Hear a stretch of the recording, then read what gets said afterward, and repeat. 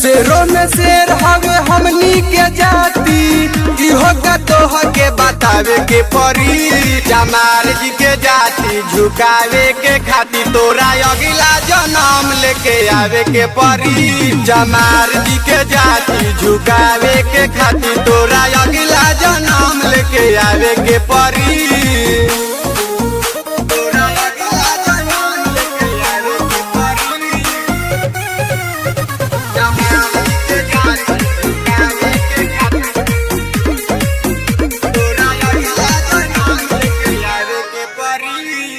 देखला पूरा इतिहास या बाबू जतिये चमराना के, केहुओ नाही रोके यहाँ बावे हमनी के चालाना के।